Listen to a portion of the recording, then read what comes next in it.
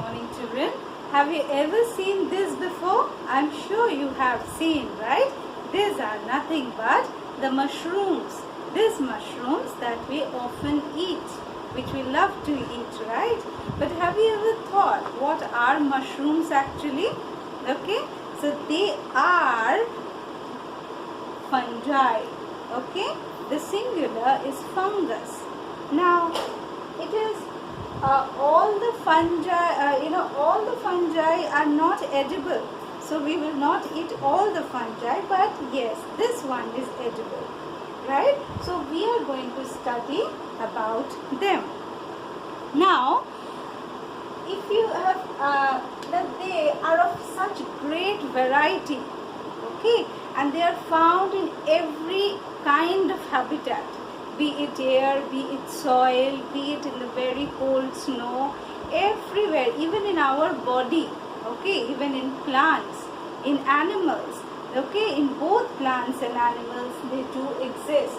And because they are so widespread, because they are present in such a big variety, a separate kingdom has been assigned to them, the kingdom fungi, okay. Now this kingdom fungi, as I said, now if you see, have you ever seen, if I keep a bread and if I do not refrigerate a slice of bread, I just keep it in the open in some warm and moist place, right? I keep it for say 2 to 3 days. What we will see, that a stale smell is coming. Yeah, it has become a little different in its look, with black spots on top of it, right? And the smell also is very foul. So we will say, what is acting on it now? They are the fungi that is acting on it.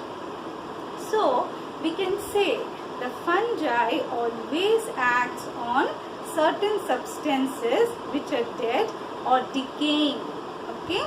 So the dead and the decaying matter, let us say any plant body, dead plant leaf or a dead animal body, what happens? After some time we find that they decompose.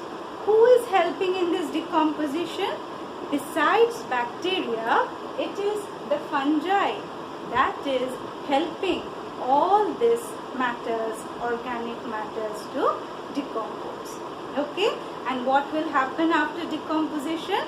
It goes back to the soil. The plants will use them, right? The nitrogen, the carbon, they will just use them. And what will happen?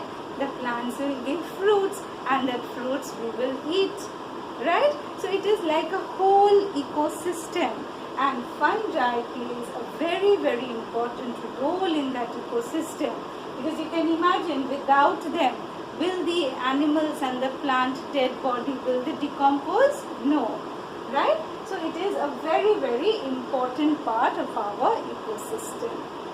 Now, what we see over here, this is actually the bread mold. Okay, this is the bread mold that acts on bread. Nowadays this spelling is very much in vogue, but I would prefer this one. Anyway, so this bread mold is a kind of a fungi. Now, how does it act? Now, if you see, first, it almost looks like a plant. See, it has almost root-like structures. Yeah, these are called the rhizoids. But they are not plants. Can you tell me why? They are not plants because they are not having chlorophyll.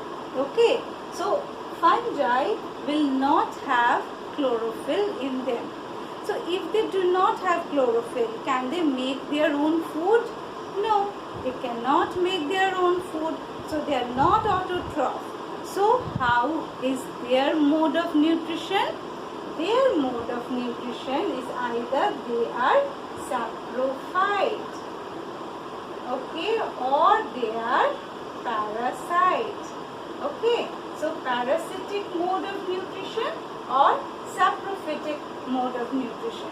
Now, saprophytes, as we had just discussed, as those who derive their nutrition from the dead and decaying matter. Okay, so who is deriving the nutrition from the dead and decaying matter? It is the fungus. With this rhizoids, what do? They absorb, okay, they absorb the nutrition from the dead and decaying matter. They digest it with their own enzymes, and then what do? They multiply, they grow. Okay, so saprophytes, we have understood. Parasitic mode of nutrition is where they are totally dependent on the host. Okay, they are dependent on the host. Maybe it is a plant, maybe it is an animal, right? And on that host they grow.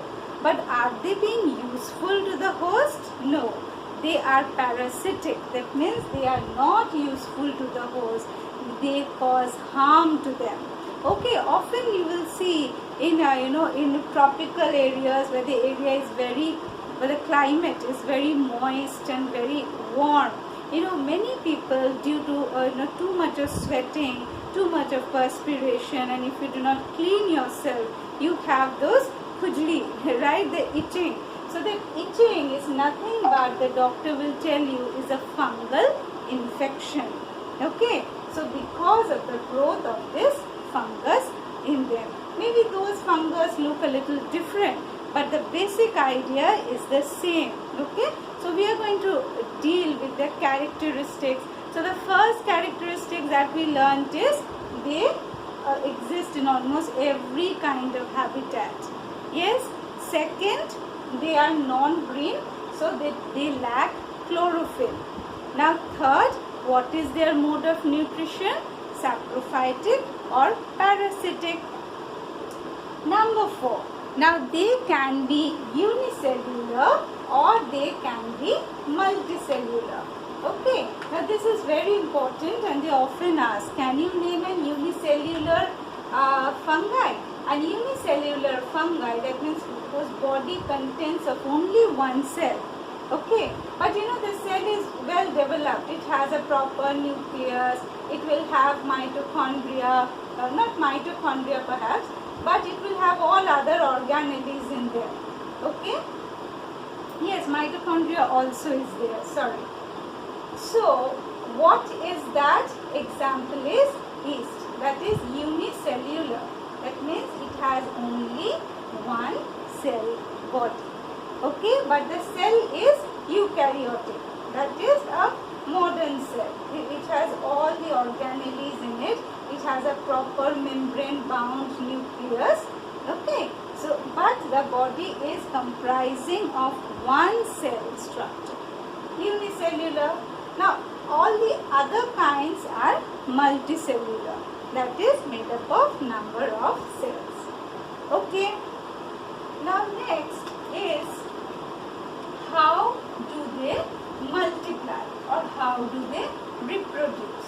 Now in our syllabus we have that they reproduce through spores. Okay, they reproduce through spores.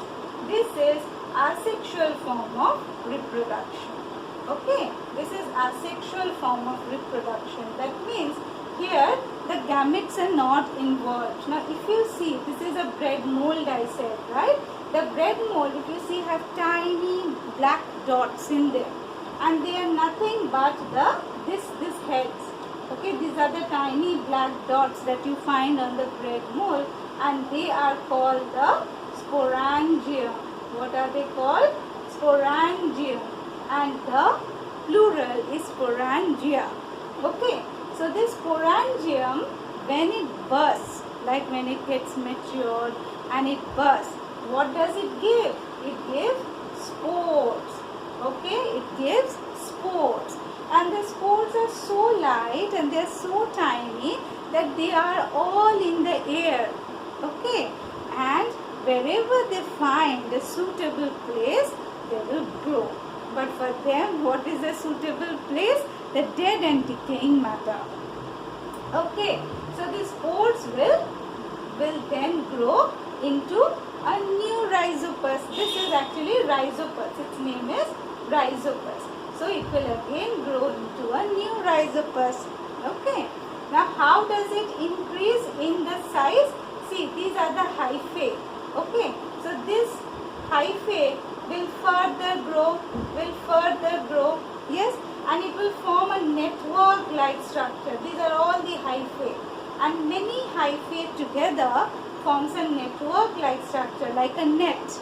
Yes, like a net, like a fishing net. So this will then be called as mycelium. Okay, they are called mycelium, right?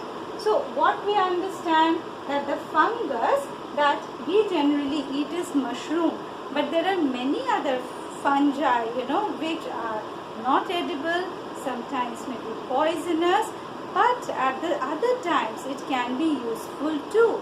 Okay, like for example, there is a fungus whose name is penicillium, and from there an antibiotic, a medicine is prepared, which is penicillin, right? So there are some good, like good bacteria, bad bacteria. Here there are some good fungus, bad fungus. We will learn about them in the next class. Thank you.